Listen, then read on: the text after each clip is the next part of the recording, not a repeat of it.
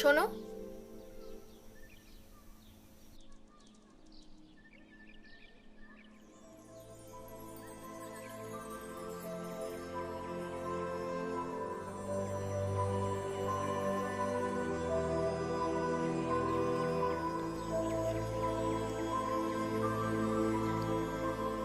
হে,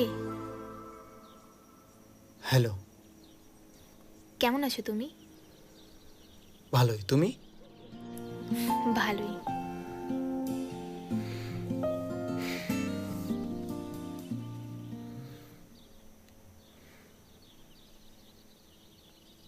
বিয়ে করনি?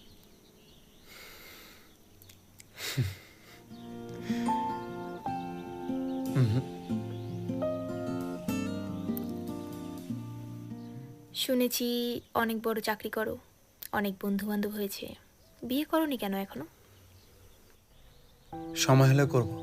বিয়ে নিয়ে অত ভাবিনি, তবে করব, খুব তাড়াতাড়ি করব।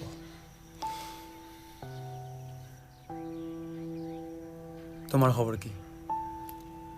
ভালোই।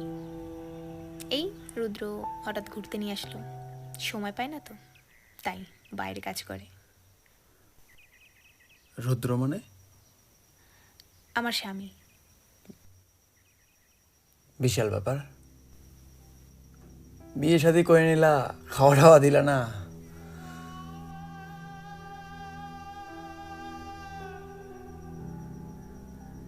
বাইরে খুব ভালো লাগছে। কপালে লাল টিপ, লাল শাড়ি, শাখা পলা, খুব ভালো লাগছে। থ্যাঙ্কস। তোমাকেও বেশ ভালো লাগছে। তাই?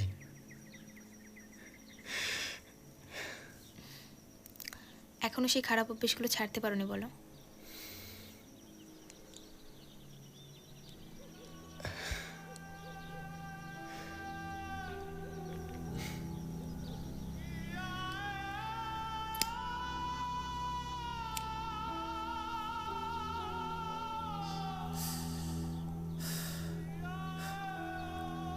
তা এখানে দাঁড়িয়ে কথা বলবে নাকি কোথাও গিয়ে বসবে?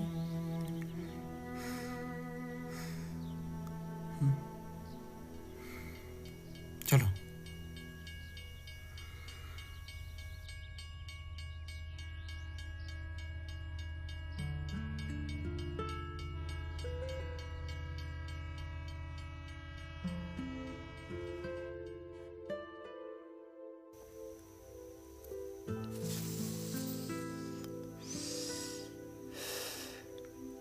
তারপর বলো। তুমি বলো, তোমার বিবাহিত জীবন কেমন চলছে? ভালোই, খুবই ভালো। আর তুমি থাকলে হয়তো আরও ভালো হতো। আমার স্বামী খুবই ভালো মানুষ, খুব ভালোবাসে আমায়। ভালোই আছি। আচ্ছা, তারপর? সে খুব ভালোবাসে আমায়, আর আমার প্রতিটা আবদার মেটানোর চেষ্টা করে। আমার ছোট ছোট ইচ্ছেগুলো সে পূরণ করার চেষ্টা করে। খুব ভালোবাসে আমায়। হ্যাঁ, হয়তো একটু সময় কম দেয়, পাশে থাকতে পারে না সব সময়, কিন্তু খুব ভালোবাসে।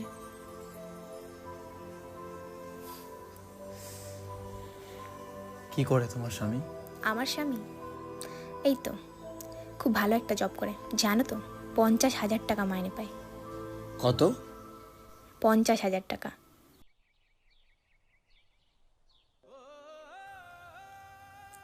একটা কথা বলি, হুম। তুমি যে আমাকে বিয়ে করতে যাচ্ছ, আমার কিন্তু ভাই সংসারে তেল আনতে পান্তা ফুরায়। তো কি হয়েছে? যা জুটবে সেটা দিয়ে সংসার চালাতে হবে। আচ্ছা, তোমার আমাকে কি মনে হয়? না মানে কি মনে হয়, আমি তোমার টাকা পয়সা দেখে তোমার ভালোবাসছি? আরে সেটা বলিনি। না, তুমি কথাটা কি বললে? এই মোমেন্টে এই কথাটা কোথা থেকে আসছে? আর তোমার যদি মনেই হয় যে আমি তোমার টাকা দেখে ভালোবাসছি, তাহলে আমি এখানে কেন? আমি অন্য কোথাও যেতে পারতাম। আর শোনো, আমি তোমার টাকা পয়সা দেখে না, আমি তোমার মন দেখে, তোমাকে দেখে তোমাকে ভালোবাসি। এরকম কথা আর কখনো প্লিজ বলো না।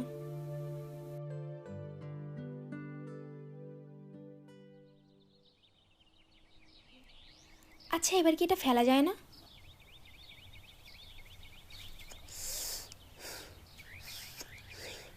জানো, মুখ দিয়ে মানুষকে অনেক কিছুই বলা যায়, কিন্তু back to reality is too different. মানে মানে তুমি বুঝবে না। তুমি যদি বুঝতে তাহলে তুমি আজকে আমারই হতে। আচ্ছা ছাড়ো, বলো বিয়ের দিনটা তোমার কেমন কাটলো? আমার কথা ছাড়ো, তোমার দিনটা কেমন কেটেছিল? খুবই ভালো, এতটাই ভালো যে আই কান্ট এক্সপ্লেইন। সেদিন সারাদিন তোমাকে ফোন করেছিলাম, জানো? জানবে কেমন করে? ফোন নাম্বারটাই তো ব্ল্যাকলিস্ট ছিল। যাই হোক, তোমাকে ফোনে পাইনি, সারাদিন ফোন করেছিলাম। তারপর ঘরে একা ছিলাম, বন্ধু বান্ধবরা আসলো, অনেকে অনেক কথা বললো, যেটা বন্ধুদের মধ্যে হয়। ওরা বোঝাইলো, ওরা বললো যে যাওয়ার সে যাবি, আর যে থাকার হাজারো বিপদ আসলেও সে পাশে থাকবে।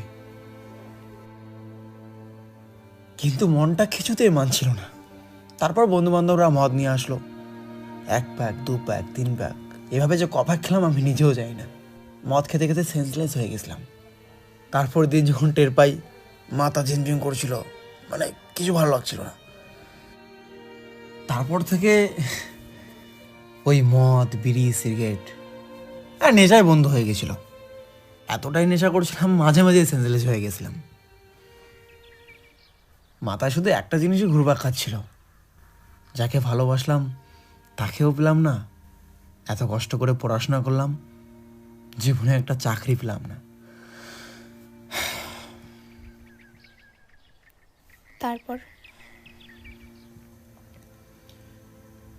তারপর পরিস্থিতি এতটাই খারাপ হয়েছিল যে আরো বেশি ডিপ্রেশনে চলে যেতাম।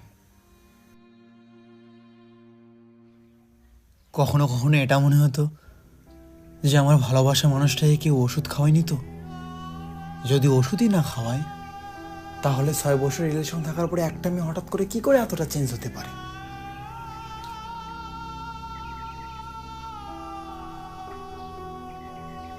কিন্তু পরে ভাবলাম এসবই কুসংস্কার। ভালোবাসা যদি সত্যি হয় তাহলে ভালোবাসা টিকে থাকবে, আর ভালোবাসা যদি মিথ্যা হয়, এই ত্রিভুবনের কোনো শক্তি সেই ভালোবাসাকে আটকাতে পারবে না। ভালোবাসায় ফাটল ধরবেই।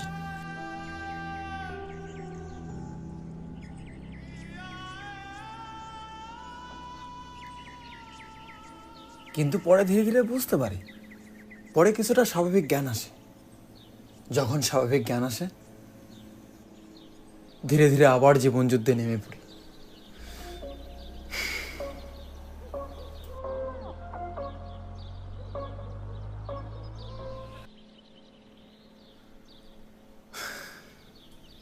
আচ্ছা, মনে পড়ে তোমার সেই রাতের কথা, যে রাতে একটা ঘরে একটা মোমবাতির আলোয় সারা রাত দুজন কাটিয়েছিলাম?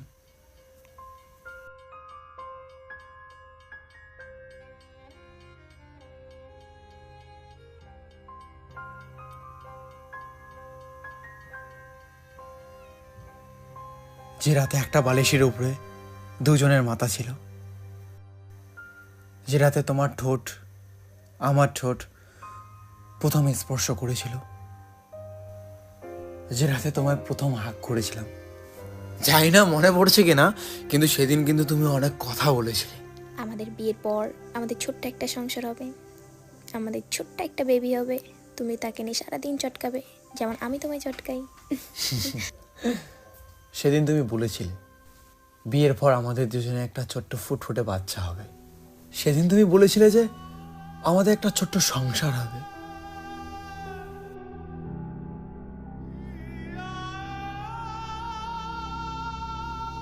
এই চলো। আরে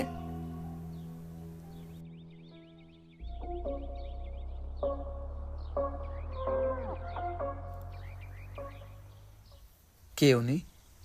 তোমায় বলেছিলাম না, রুদ্র, আমার স্বামী। স্যার, আপনি এখানে? স্যার নমস্কার। স্যার নমস্কার। নমস্কার। নমস্কার। স্যার মানে?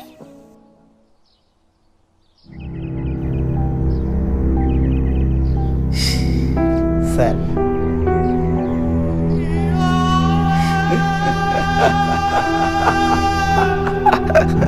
স্যার